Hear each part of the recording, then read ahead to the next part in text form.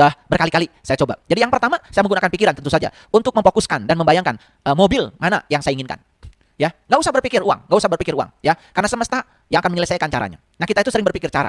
Tugas kita itu yang pertama. Yang kedua, saya membayangkan bahwa diri saya sudah bersama dengan mobil itu. Saya membayangkan bahwa diri saya sudah bersama dengan mobil itu. Lebih dalam lagi, saya membayangkan bahwa saya sudah melakukan berbagai hal dengan mobil itu. Saya berpergian ke sini, berpergian ini bukan halusinasi, bukan, ini imajinasi. Ya, ini bukan halusinasi. Jadi kalau ada orang mengatakan ini halusinasi, itu karena tidak tahu ilmunya. Ya, ini harus dipraktekkan.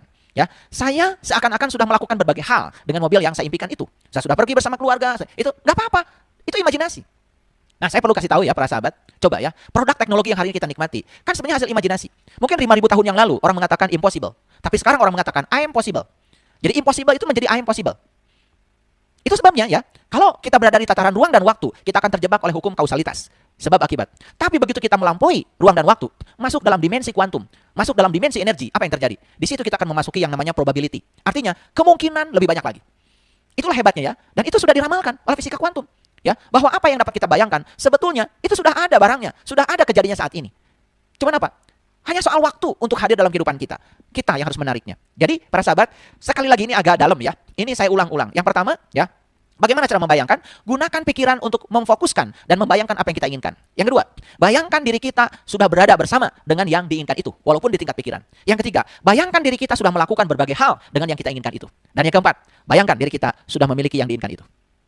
Ini ya, membayangkan. Jadi bukan membayangkan tuh seperti yang selama dilakukan banyak orang. Makanya disitulah pentingnya kita harus melek, harus literasi, harus melek ilmu ya. Makanya janganlah jadi orang yang tidak tahu, tapi kita tidak tahu bahwa kita tidak tahu. Lebih bagus jadi orang yang tidak tahu, tapi kita tahu bahwa kita tidak tahu. Maka semesta pasti akan memberitahu.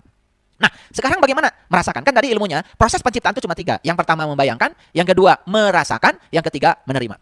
Bagaimana cara merasakan? Baik para sahabat, merasakan pun ada prosesnya. Yang pertama ya, pada saat bersamaan dengan membayangkan tadi, pada saat bersamaan nih dengan membayangkan tadi, jadi ini di dimensi pikiran tadi, tapi cuma ini di dimensi perasaan, kita harus merasakan cinta terhadap yang kita bayangkan itu. Kita maksudnya cinta dimaksud apa? Cinta itu kan kekuatan positif. Jadi kita merasakan hal positif ya dengan yang kita bayangkan itu. Itu pada saat bersamaan dengan membayangkan, kita harus merasakan kekuatan positif terhadap apa yang kita bayangkan itu. Jangan ada ketiadaan kekuatan positif.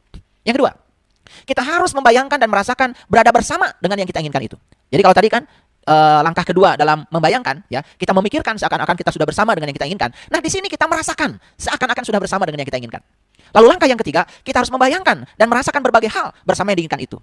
Pada langkah membayangkan tadi, langkah yang ketiga, kan kita ya memikirkan seakan-akan kita sudah merasakan berbagai melakukan berbagai hal dengan yang kita inginkan itu. Nah, di sini kita bukan melakukan berbagai hal saja, tetapi merasakan bahwa kita sudah melakukan berbagai hal dengan yang kita inginkan itu.